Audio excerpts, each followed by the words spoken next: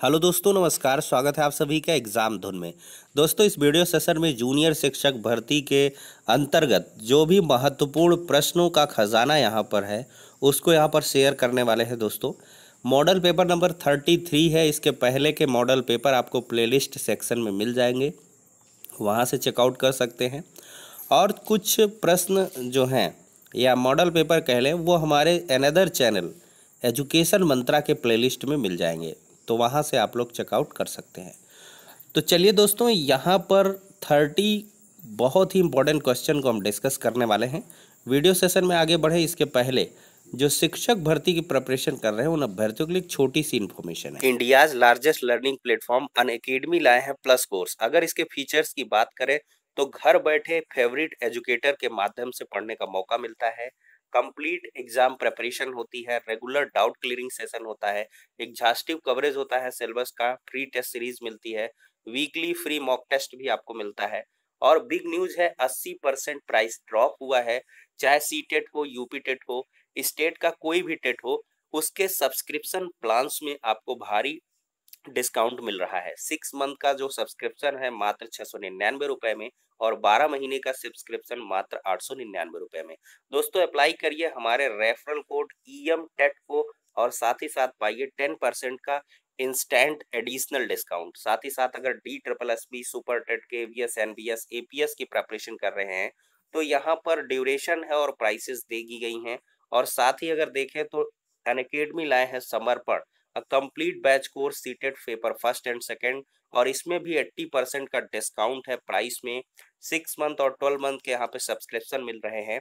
और ये जो कोर्स है 2 जुलाई से स्टार्ट हो रहा है। साथ ही साथ अगर दोस्तों आप हमारे रेफरल कोड EM टेट को यूज करते हैं तो 10% का इंस्टेंट डिस्काउंट भी मिलता है। और साथ ही साथ जो फ्री लाइव क्लासेस हैं, टेस्ट सीरीज, क्विजेज हैं, उनको आप फ्री ऑफ कास्ट ज्वाइन भी कर सकते हैं। तो लिंक डिस्क्रिप्शन बॉक्स में प्रोवाइडेड है, ज्यादा डिटेल इंफॉर्मेशन के लिए चेकआउट कर सकते हैं। दोस्तों, पहला क्वेश्चन स्क्रीन पर है। क्वेश्चन है, मेगास्थनीज बहुत वर्ष तक किसके दरबार में रहते थे?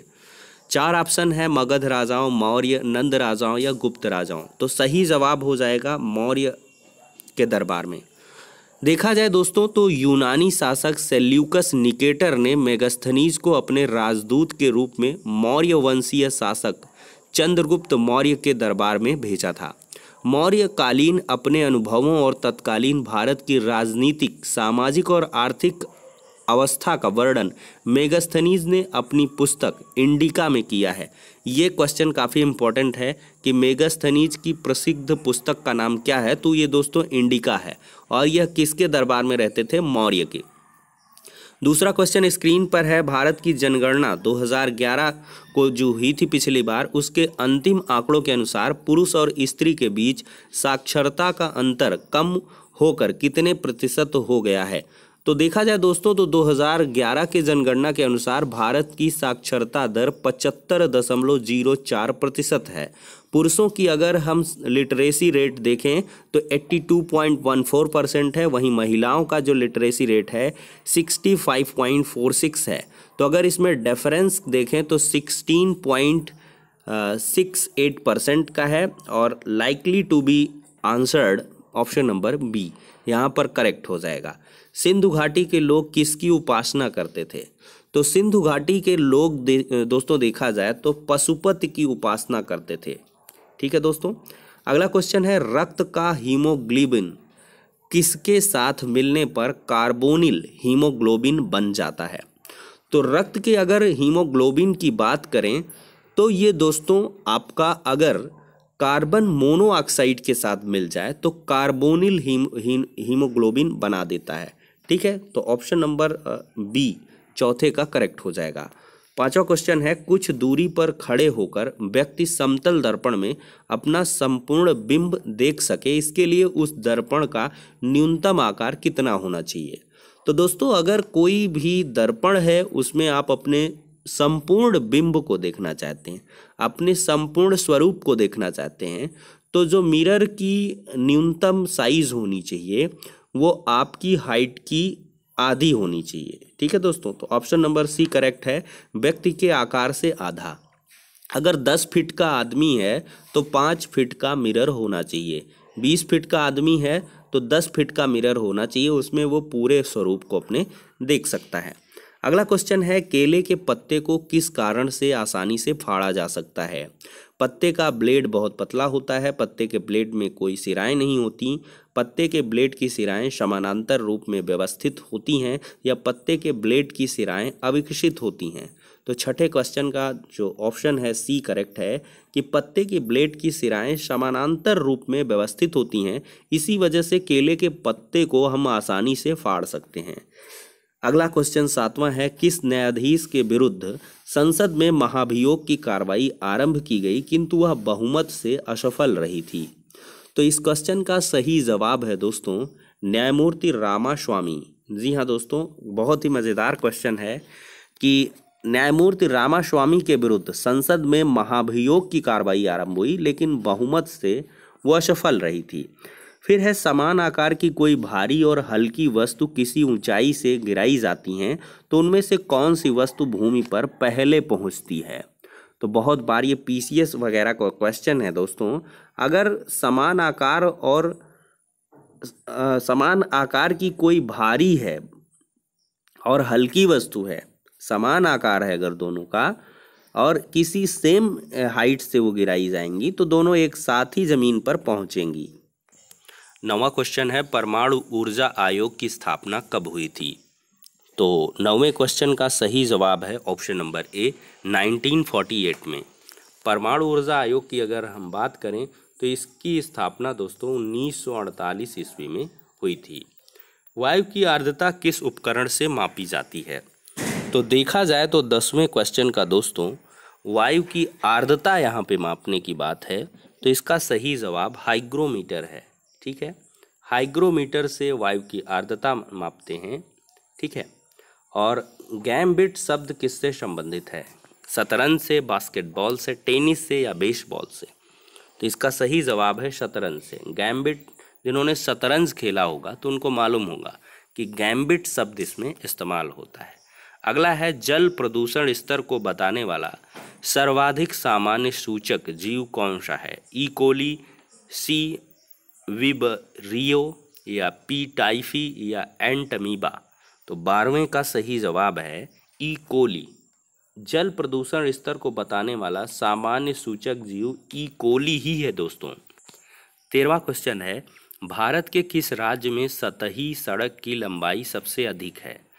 तो अगर 13वें क्वेश्चन की बात करें तो भारत में जो है आपका राज्य महाराष्ट्र है, महाराष्ट्र, जिसमें सतही सड़क की लंबाई सबसे अधिक होती है।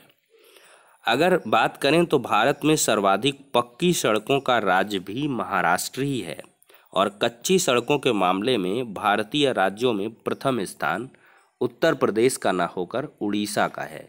ये स्वयं में गौरव की बात है। अगला क्वेश्चन है, छत्रपति शिवाजी के दरबार की शोभा बढ़ाने वाले मंत्रियों को क्या कहा जाता था? तो छत्रपति साहू जी महाराज ना होके ये शिवाजी महाराज हैं। तो 14वें का ऑप्शन नंबर डी हो जाएगा, अष्टप्रधान। आपने सुना होगा छत्रपति शिवाजी के दरबार में जैसे अकबर के दरबार में नवरत्न हुआ करते थे तो शिवाजी के दरबार में अष्टप्रधान हुआ करते थे। अगला है, सिकाई के लिए गर्म पानी की थैली किस कारण से इस्तेमाल की जाती है? तो इसके ऑप्शंस पर नज़र डालें तो जल एक सस्ता द्रव है, जल में उच्च विशिष्ट ऊष्मा या विशिष्ट क्षमता होती है, जल में उच्च गुप्त ऊष्मा होती है, जल सुगमता से उपलब्ध होता है। सिकाई करना है दोस्तों तो जल में उच्च विशिष्ट क्षमता होती है, इस वजह से जल को सिकाई के लिए गर्म पानी की थैली इस्तेमाल की जाती है। 15वें का ऑप्शन नंबर बी करेक्ट हो जाएगा। अगला क्वेश्चन है, तप्पातीकली लोक नृत्य किस राज्य से संबंधित है? ये क्वेश्चन काफ़ी बार एग्जाम में पूछा गया है। तो तप्पातीकली लोक नृत्य दोस्तों केरल से संबद्ध है। कहाँ से? केरल से। देखिए, तप्पातीकली, कलियट्टम और काईकोट्टिकली ये केरल के ही लोक नृत्य हैं। अगला क्वेश्चन है, 1885 ईस्वी में भारतीय राष्ट्रीय कांग्रेस की स्थापना किसकी पहल पर की गई थी? तो देखा जाए तो 17वें क्वेश्चन का option number D, Allan Octavian Hume. जी हाँ दोस्तों, एलन ऑक्टेवियन ह्यूम की पहल पर भारतीय राष्ट्रीय कांग्रेस की स्थापना 1885 में हुई थी। 18वां है, भारत के प्रतीक चिन्ह की बेस प्लेट के नीचे अंकित शब्द सत्यमेव जयते कहाँ से लिए गए हैं? बहुत इंपॉर्टेंट है और ये मुंडक उपनिषद से लिए गए हैं। ऑप्शन नंबर बी करेक्ट हो जाएगा 18वें का। ठीक है, 19वां क्वेश्चन लेते हैं। वास्तविक राष्ट्रीय आय निकालने के लिए जनसंख्या को किससे गुणा किया जाता है? तो दोस्तों, अगर वास्तविक राष्ट्रीय आय आपको निकालनी है तो जनसंख्या को प्रति व्यक्ति वास्तविक आय से आपको मल्टीप्लाई करना पड़ेगा। अगला है, कौन सा वृक्ष रात में भी ऑक्सीजन छोड़ता है? इंटरेस्टिंग है और इसको आप अवश्य लगाएं। पीपल का पेड़ पवित्र भी माना जाता है, तो दोस्तों पीपल का पेड़ है जो रात में भी ऑक्सीजन छोड़ता है। फिर है, क्वागा किस पशु की विलुप्त जाति है?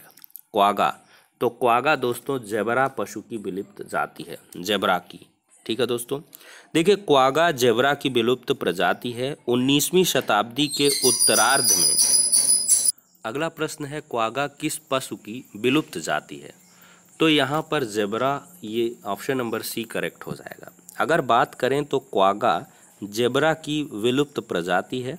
19वीं शताब्दी के उत्तरार्ध में यह मूलतः दक्षिण अफ्रीका में पाया जाता था। जेब्रा की इस प्रजाति में धारियां यानी कि स्ट्रिप्स केवल इसके सिर और कंधे पर ही होते थे। इसके अतिरिक्त इसका पूरा शरीर सफ़ेद या पीला भूरा एलोइस ब्राउन हुआ करता था। अगला है, किसकी पुण्यतिथि पर शहीद दिवस मनाया जाता है? बढ़िया क्वेश्चन है। महात्मा गांधी की पुण्यतिथि 30 जनवरी को शहीद दिवस मार्टायर्स डे के रूप में मनाया जाता है। यहाँ पर महात्मा गांधी होगा।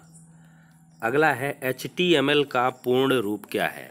तो HTML का पूर्ण रूप है hyper text markup language. Option number इसमें डी करेक्ट हो जाएगा, हाइपर टेक्स्ट मार्कअप लैंग्वेज। अगला है, किस रक्त ग्रुप में प्रतिजन की कमी होती है? बढ़िया सा है, आसान सा है। रक्त वर्ग ओ की बात करें तो ओ में कोई भी प्रतिजन यानी कि एंटीजन नहीं होता है। तो एंटीजन की कमी किस में पाई जाती है? रक्त वर्ग ओ में। यूनिवर्सल डोनर भले ही है लेकिन इसमें कोई प्रतिजन नहीं मिलता है। अगला है, तड़ित चालक किससे बनता है? तांबे से, कांच से, एबोनाइट से, प्लास्टिक से। तो तड़ित चालक की अगर हम बात करें दोस्तों तो ये आपका बनता है तांबा से। तड़ित चालक किससे बनता है? तांबा से। अगला है, भूपर्पटी पर सर्वाधिक प्रचुर मात्रा में पाई जाने वाली धातु कौन सी है? भूपर्पटी का मतलब क्रस्ट। तो क्रस्ट में जो पृथ्वी के आंतरिक गुरुमंडल को ढके है स्थल मंडल कहलाता है और स्थल मंडल मुख्यतः ग्रेनाइट चट्टानों से बनी होती है। ग्रेनाइट की इसी परत में शियाल यानी कि सिलिकॉन और एल्युमिनियम तत्वों की अधिकता होती है। तो भूपर्पटी पर अगर सर्वाधिक प्रचुर मात्रा में मिलने वाली धातु की बात करें दोस्तों तो इसका सही जवाब एल्यूमिनियम ही हो जाएगा। ऑप्शन नंबर बी करेक्ट है। 27 है कि जब भारतीय नेता देशीय संसाधनों से काम चलाने पर बल देते हैं तो किस बात का समर्थन करते हैं? आयात रोकने के लिए, आत्मनिर्भरता के लिए, कि निर्यात संवर्धन के लिए, राष्ट्रीय गौरव के लिए? तो दोस्तों यहाँ पर आत्मनिर्भरता की बात होती है। मोदी जी कहते हैं देशी बनो, स्वदेशी बनो, आत्मनिर्भर भारत। तो जब भारतीय नेता देशीय संसाधनों से काम चलाने पर बात करें तो इसका मतलब वह आत्मनिर्भर बनाना चाहते हैं। अगला है, लोकसभा में अधिकतम सदस्यों की संख्या कितनी होती है? तो दोस्तों इसका सही जवाब हो जाएगा, वर्तमान नियमों के अनुसार लोकसभा की सदस्य संख्या तो 552 है, जिसमें 550 निर्वाचित होते हैं और 2 मनोनीत होते हैं। इससे अधिक नहीं हो सकते हैं। तो अगर अधिकतम सदस्यों की संख्या यहाँ पे पूछा गया है तो ऑप्शन नंबर डी ही करेक्ट है। अगला क्वेश्चन है, भारत में गोल्डन फाइबर कौन सा है? कपास है, सन है, जूट है या रेशम है? तो 29 नंबर का सही जवाब जूट है। भारत में गोल्डन फाइबर कौन सा है दोस्तों? जूट है। 29 नंबर का ऑप्शन नंबर सी करेक्ट है। लास्ट क्वेश्चन है, निम्नलिखित में से किसे भूरा कोयला कहा जाता है? तो भूरा कोयला दोस्तों लिग्नाइट को कहा जाता है। किसको? लिग्नाइट को। 30 क्वेश्चन का ऑप्शन नंबर डी। देखिए, लिग्नाइट को भूरा कोयला कहते हैं। यह जलने पर अधिक धुआं देता है। इसमें कार्बन का अंश 45 से 55%, जल का अंश 30 से 45% और वाष्पीय पदार्थ का अंश 30 से 50% तक होता है। तो दोस्तों यहाँ पर हमने 30 क्वेश्चन ही यहाँ पर शेयर किए हैं, चूँकि थोड़ा सा स्वास्थ्य खराब है। तो जैसे ही थोड़ा सा रिकवर होंगे तो 50-50 क्वेश्चंस लेकर आएंगे और भी कुछ नोट्स वगैरह बना के बढ़िया से आपको मटेरियल प्रोवाइड करेंगे। तो अभी थोड़ा इसी से आपको काम चलाना होगा दोस्तों। तो नेक्स्ट वीडियो में मिलते हैं।